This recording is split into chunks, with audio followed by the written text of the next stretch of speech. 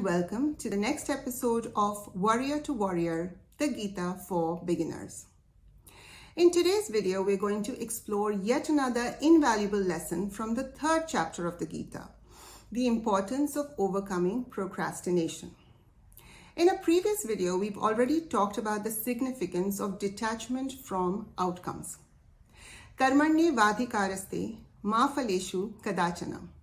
One of the most famous lines from the Gita, which literally translates into, you have the right to perform your actions, but you're not entitled to the fruits of those actions. In the third chapter, Lord Krishna urges Prince Arjuna to fulfill his duties without being attached to the results. Now we remember that Prince Arjuna was procrastinating on fulfilling his duties as a warrior. He was delaying taking action, mainly out of fear and doubt, because in the opposing army were his most beloved family members and friends. Now, talking about fulfilling one's duty, we all know that it's not as easy as it sounds. I mean, very often we know what the right thing to do is, and yet we avoid doing it. The most common reasons for procrastination are fear, indecision, and attachment. Lord Krishna reminds Prince Arjuna that procrastination leads to stagnation, which in turn prevents us from fulfilling our true potential. Now, for a moment, let's reflect on our own lives and let's think about some of the things we typically tend to procrastinate on. Like Prince Arjuna, we too tend to delay taking action in several spheres of our lives. And the interesting thing is, we have a long list of excuses ready.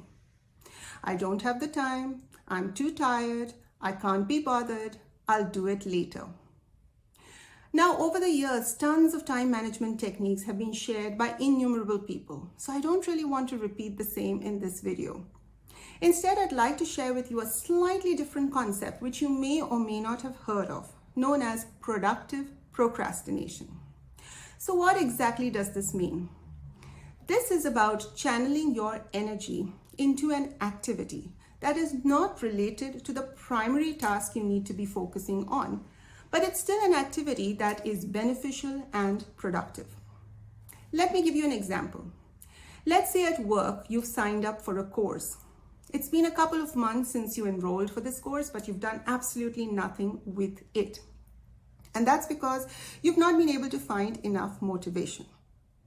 Now, during the time when you should be working on this course, instead of giving in to unproductive distractions, such as mindlessly surfing through social media, you could instead shift your focus to another more pleasant, more doable task on your to-do list. For instance, you could organize your workspace, or you could respond to non-urgent emails. What's happening here is that yes, you are procrastinating on the course, but you're still taking action on a task that is going to add value to your life. When we use productive procrastination, we create what is known as incremental progress. And when we make incremental progress, that tends to banish some of the anxiety and guilt that is typically associated with procrastination. When we make incremental progress, we are also able to build momentum, which in turn provides us with the energy and the enthusiasm to take on the larger, less pleasant tasks on our to-do list. Before we wrap up for today, I'd like to leave you with one thought. In every moment of life, we are faced with a choice. We can choose to do either what is right, or we can choose not to do it. The choice you make is going to make a world of difference. Because yes, while we are the product of our circumstances, we're also the product of our choices. So let's choose well.